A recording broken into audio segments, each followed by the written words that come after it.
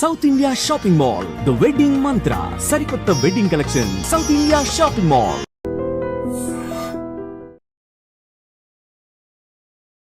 నమస్కారం, welcome to I dream. ధర్మ మార్గం విత్ విజిత కార్యక్రమానికి స్వాగతం.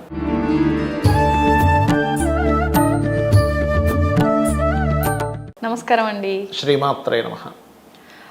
ఈ మధ్యకాలంలో మనం కొన్ని వింటూ ఉన్నాం. విశ్వానికి సంబంధించి మనం విశ్వంలో ఉన్నాము, విశ్వం మనకి ఎంతో ఇస్తుంది. మనం ఎవరైనా మనకి ఏదైనా ఇస్తే దాని విషయంలో మనం కృతజ్ఞతతో ఉండాలి అంటుంటారు. అదే విధంగా ఇప్పుడు విశ్వానికి మనం కృతజ్ఞత తెలియజేయాలి అని అంటే విశ్వానికి థ్యాంక్ యూ అని చెప్పాలి అని చెప్పి, అలా చెప్పటం వల్ల మన జీవితంలో అద్భుతాలు జరుగుతాయని చెప్పి వింటూ ఉన్నాం. ఇది వాస్తవం అంటారా? చాలా మంచి ప్రశ్న.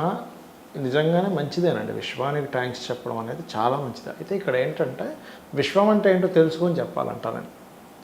విశ్వం అంటే ఏమిటి అంటే విష్ణు సహస్రనామంలో చాలా స్పష్టంగా ఉంది విశ్వం అంటే ఏమిటి. అర్థమైందమ్మా. అయితే ఇక్కడ ఏంటంటే నేనేం చెప్తానంటే ఫస్ట్ ఈ విశ్వంలో ఎవరెవరైతే ఉన్నారో వాళ్ళందరూ విశ్వంలోనే. నీ ఇంట్లో వాళ్ళు ఉన్నారు, వీళ్ళు కూడా విశ్వంలో ఉన్న వాళ్ళే. నీ ఇంటి పక్క వాళ్ళు ఉన్నారు, నీ కొలీగ్స్ ఉన్నారు, నువ్వు జాబ్ చేస్తున్న ప్రదేశంలో వాళ్ళు ఉన్నారు, నీ ఫ్రెండ్స్ బంధువర్గాలు ఉన్నారు, వీళ్ళందరూ విశ్వంలో పార్టే. కానీ ఇక్కడ ఒక చిన్న విషయం ఏంటంటే ఇంట్లో భార్య ఉంది, భార్య చక్కగా టైంకి టీ పెట్టిస్తుంది, టిఫిన్ చేసిస్తుంది. విశ్వంలో వీళ్ళు కూడా పార్ట్గా.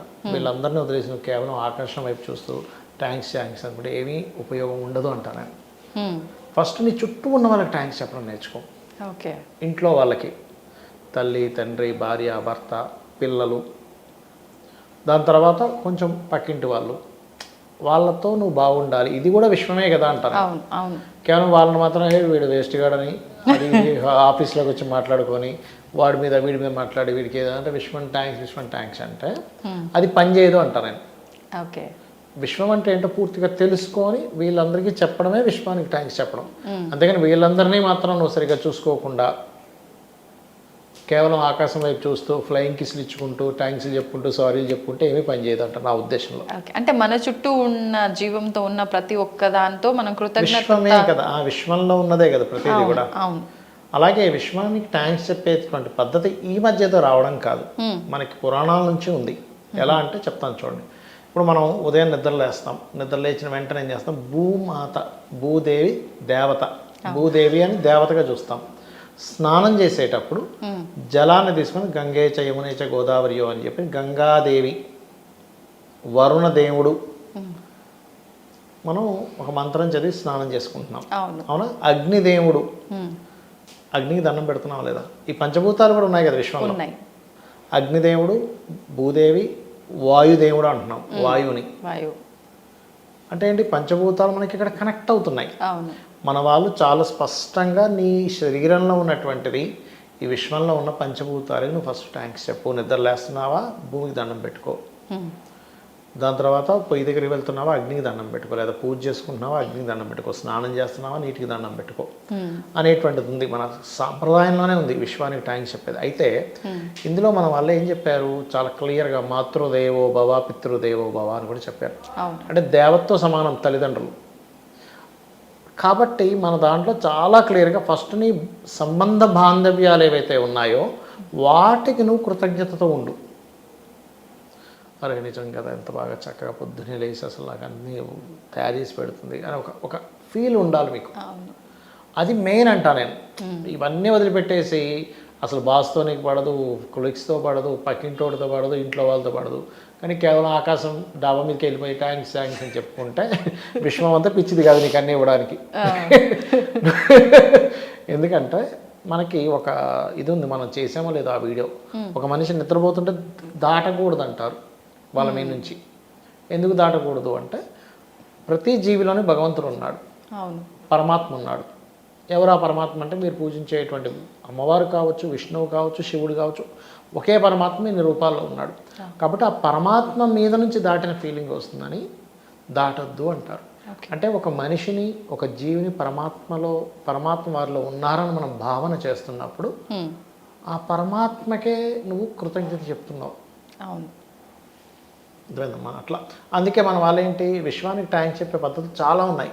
మనం ఏం చేస్తాం, అన్నం తినే ముందు ఒక ముద్ద తీసి పక్కన పెట్టి అన్నం తిని ఆ ముద్దను తీసుకెళ్ళి డాబా మీద పెడతాం, ఏ పక్షో కాకు ఏదో తింటుందని. అవునా? అవును. మనకి రెమెడీస్లో కూడా చూసుకుంటే, ఆస్ట్రాలజీలో రెమెడియల్ పార్ట్స్లో కూడా చూసుకుంటే ఒక్కొక్క, ఇప్పుడు చాలామందికి చూడండి ఏదైనా బాగా ఇబ్బంది కలిగింది, వెళ్ళి గోవులకి ఇదని తినిపించండి, చీమలకి వేయండి అంటే ఏమిటి, విశ్వంలో ఉండేటువంటి ప్రతి జీవి అది ఆనందపడిందంటే మనకు ఒక పాజిటివ్ వైబ్ వస్తుంది. నీ చుట్టూ ఉన్న వాళ్ళతో ఎప్పుడూ నువ్వు ఆనందపడేలా చేయకుండా కేవలం ఆకాశం వైపు చూస్తూ ఇట్లా చేసుకుంటే ఏ ఉపయోగం ఉండదు అంటా నేను. ఇప్పుడు నేనే ఉన్నానమ్మా, ఉదాహరణ నేనే ఉన్నా, షూటింగ్కి వచ్చాను, రాగానే ప్రతిదాన్ని కెమెరామెన్ వైపు చిరాగ్గా, మీకు చిరాగ్గా, ఆ టీ అందించే వాళ్ళతో చిరాగ్గా ఉన్నాను అనుకోండి, ఎలా ఉంటుంది? అబ్బాయి మా ఆయన వచ్చాడు ఆయన, నెగిటివ్ వైబ్ స్టార్ట్ అయిపోయింది. ఇంట్లోకి వెళ్ళాము, ఇంటికి వెళ్ళగానే భార్యతో ఒక రకంగా, పిల్లలతో ఒక రకంగా, ఆయన వచ్చాడు రా బాబు ఎప్పుడు పోతాడా అన్నట్టుగా మనం తయారయ్యామనుకోండి. పక్కింటోడు చూసి కూడా అమ్మ వీడు వచ్చాడా, వీడి మొహం అనుకొని వీడు తలుపేసుకొని లోపలికి వెళ్ళిపోతున్నాడు అనుకోండి, ఇంకా నీకు ఎక్కడ పాజిటివ్ వైపు ఉంది? విశ్వంలో ఉండే ప్రతి ఒక్కరితో నువ్వు గొడవలు, ఖాళీగా ఉన్నావంటే యూట్యూబ్లో ఏదో కామెంట్ పెట్టడం, ఎంతసేపు పక్కన వాళ్ళ మీద రాలేయటం, గెలకడం, ఇది నువ్వు చేసినంతసేపు విశ్వానికి నువ్వు 100 థ్యాంక్స్ 1,00,000 థ్యాంక్స్ చెప్పినా ఏమీ స్పందించదు. ఓకే.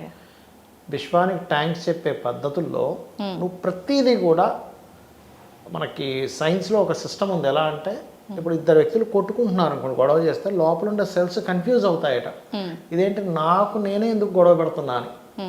ప్రతి ఒక్కరిలో ఉండే సెల్ టు సెల్ కనెక్ట్ ఉంటుంది. ఓకే. మీ సెల్కి ఆ కెమెరామెన్, లేకపోతే ఆ కెమెరామెన్కి మీకు, లేకపోతే మీకు నాకు ఉండే cells, everything cell to cell connectivity ఉంటుంది. అందుకే అండాండము పిండాండం అంటాం, బ్రహ్మాండము పిండాండం అంటారు, బ్రహ్మాండము అండాండం అంటారు. అంటే ఏమిటి, మీకుండే సెల్ లెవెల్ నుంచి విశ్వానికి కనెక్టివిటీ ఉంది.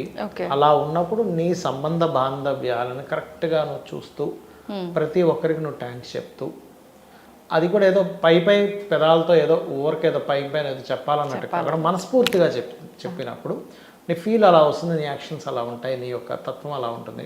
అప్పుడు ఆటోమేటిక్గా ఈ చిన్న ఇది ఆటోమేటిక్గా విశ్వంలో మార్పుని తెస్తుంది, నీకు విశ్వం మొత్తం తోడ్పడుతుంది. అదేదో ఒక సామెత ఉంటుంది, ఒక బటర్ఫ్లై రెక్కలాడిస్తే ఇంకో దగ్గర ఎక్కడో సునామీయో సంథింగ్ వస్తుంది అంటారు. అంటే దీని బటర్ఫ్లై ఎఫెక్ట్ అంటారు, మీరు వినే ఉంటారు.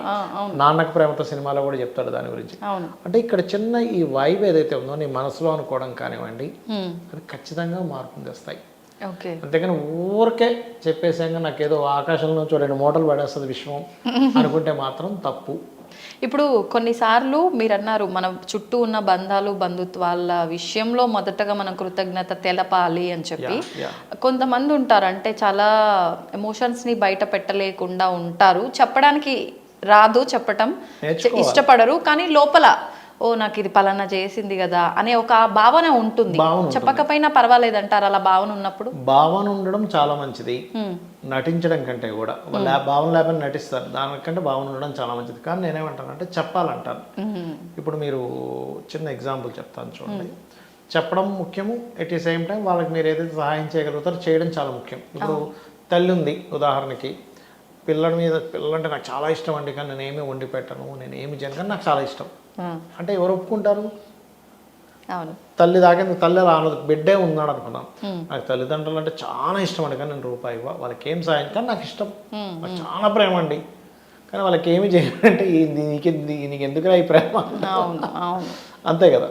అలా ఏంటంటే ఒకటి ఎప్పుడు కూడా చాలామంది నన్ను అడుగుతుంటారు, ఏమంటే అసలు ఎట్లా బిహేవ్ చేయాలి మనిషితో మనిషి అని. నేను ఒకటే చెప్తా, నువ్వు ఒక మాట అవతల వాళ్ళని అనేటప్పుడు సేమ్ అదే మాట నిన్ను ఎవరైనా అంటుంటే నువ్వు ఎలా ఫీల్ అవుతావు ఒకసారి ఆలోచించు. ఆ ప్లేస్లో మనం ఉండాలి, మనం ఉండి ఈ మాట అంటే వాళ్ళు ఎలా రియాక్ట్ అవుతారు, నన్ను ఎవరైనా ఆ మాట అంటే నేను ఎలా రియాక్ట్ అవుతాను అనుకో ఒక్కసారి, వెంటనే నీకు అర్థమైపోద్ది ఓహో ఎలా అనాలి అనేది. అది కనుక మనం కొన్ని రోజులు ప్రాక్టీస్ చేయగలిగితే అసలు వండర్ఫుల్ అవుతాం మనం. అసలు నిజమండి మీరు చెప్పింది. ఈ ఆలోచన ప్రతి ఒక్కరిలో ఉంటే నిజంగా అసలు ఎలాంటి గొడవలు కొట్లాట్లు అసలు ఏమీ ఉండవు. నిజంగా చిన్న జీవితం అమ్మ మనది, అంతే. మహా అంటే 60, 70, 80, 120 మహా అంటే అంతకుమించి ఉండదు. దానికోసం మనం ఏమేమో చేసేసి నానా కుట్రలు కుతంత్రాలు చేసేసి అక్కడు పాడైపోతే అప్పుడు హ్యాపీ పండగ చేసుకుంటాడు అంతే. వీడు ఎదిగితే హ్యాపీ ఉంటుందో ఉండదో కానీ అక్కడు పోవాల్సిందే ఏ రకంగా అయినా. సంతోషం అండి. ధన్యవాదాలు. శ్రీమాత్రే నమః. దీన్ని తవ్వండి, తవ్వుతూనే శివలింగం. సరే దాన్ని అట్లా కప్పేసేయండి, చూపించదండి. Krishna is there.